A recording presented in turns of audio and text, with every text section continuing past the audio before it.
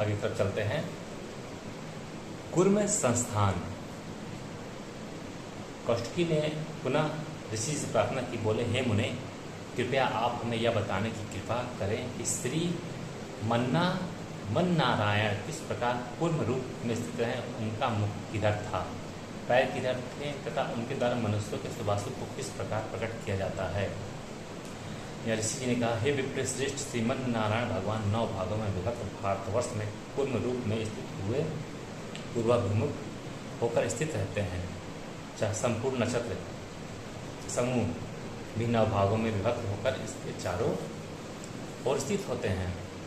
वेद मंत्र मांडे साल्व दीप शक उज्जैन घोष संख्य खस सारस्वत मत्स्य सूरसेन माथुर धर्मारायण ज्योतिषिक गौरग्रीव गुडास्मक हृदय पांचाल संकेत कंक मारुत काल कोटि पाखंड पारियात के निवासी कापिंजर ब्रह्माकुर उदुम्बुर और गजहान, ये सभी कूर्म के स्थल में हैं।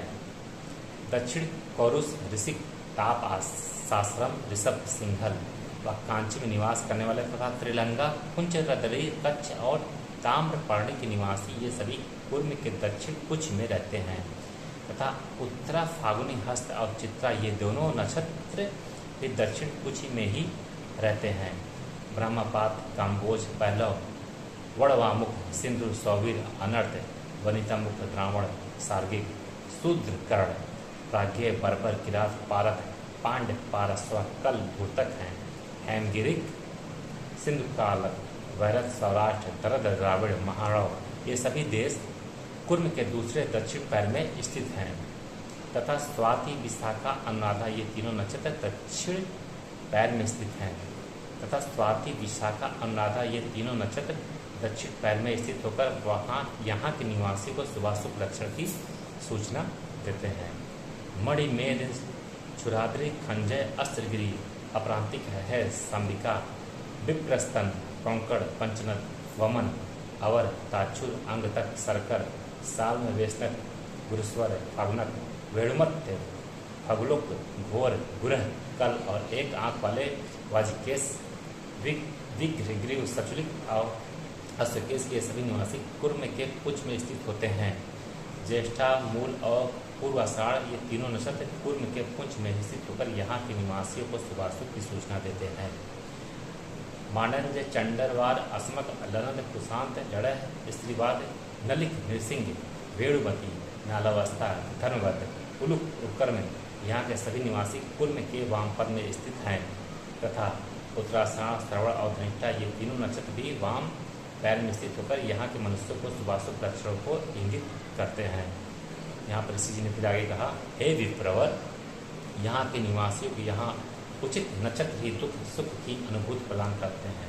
जिस नक्षत्र का जो स्वामी है उसके क्रोधित होने के कारण ही उस देश को प्राणियों को भय व दुख होता है। और जब वही उत्तम स्थान में होता है तो वह देश के मनुष्यों के लिए कल्याणकारी सिद्ध होता है। ग्रहों द्वारा कष्ट की प्राप्ति असमय में होकर श्रीहीन कर देता है। इसी तरह से उत्तम ग्रह कल्याणी होकर श्रीयुक्त करते हैं। जब ग्रह विरुद्ध हो जाते हैं तब पुण्यवान व्यक्ति भी द्रव्य गोष्ठ धृत हित पुत्र और स्त्रियों सहित कष्ट को प्राप्त होता है। दिशा देश जन नृप पुत्र सुख और दुख आदि को मनुष्य ग्रहों के शुभ अशुभ होने के कारण ही भोगता है। नक्षत्र और ग्रहों से पीड़ित व्यक्ति को उसके सम्मानार्थ उपाय करना चाहिए। आकाश से जो सुर असुर पतित होते हैं, इनके पतित होने से शुभाशुभ प्राप्ति होती है, इसलिए ये लोकावाद की हानि न करें। इन ग्रहों के शांत्यर्थ अद्रोह उपवास शांति स्त्रोत का पाठ देवादि का वंतप जप होम दान स्नान आदि का आचरण और क्रोध आदि का त्याग करना चाहिए। सभी प्राणियों के साथ मैत्री भाव रखना चाहिए। ईर्ष्या और द्वेष से रहित होना चाहिए। ग्रहों की पूजा करनी चाहिए। हे विप्रवर, या कूर्म रूप भगवान नारायण और अचिंत्य का रूप है। इन कूर्म में ही प्रत्येक नक्षत्र से आश्रित संपूर्ण देव तथा उनके मध्य में अग्नि पृथ्वी चंद्रमा मेष आदि 3 राशियां स्थित हैं। मुख में मिथुन आदि 2 राशियां, पूर्व दक्षिण बाद में कर्क और सिंह राशि, कुछ में सिंह कन्या और तुला 3 राशियां, दक्षिण पश्चिम के चरण में तुला और वृश्चिक दोनों राशियां, पृष्ठ भाग में वृश्चिक आज धनु राशि वायव्य चरण में धनु, मकर आदि 3 राशियाँ, उत्तर कुछ में कुंभ और मीन राशियाँ स्थित हैं। पूर्वोत्तर पाद में मीन और मेष स्थित है। इस प्रकार कुंभ में देश के नक्षत्रों में ग्रह और ग्रह में राशि स्थित है। अतः ग्रह और नक्षत्र से पीड़ित होने पर देश में ही पीड़ा है, ऐसा समझना चाहिए। और देशादि के पीड़ा उपस्थित होने पर स्नान करके दान और होम आदि को विरोध कराना चाहिए। इस प्रकार विष्णु के चरण रूप में ब्रह्मा जी ग्रहों के मध्य में स्थित हैं और वे ही नारायण अचिंत्य आत्मा जगत के कारण और स्वामी हैं। इस प्रकार हे विप्रश्रेष्ठ, मैंने आपको कुंभ वृत्तांत विस्तार पूर्वक सुनाया। धन्यवाद मित्रों।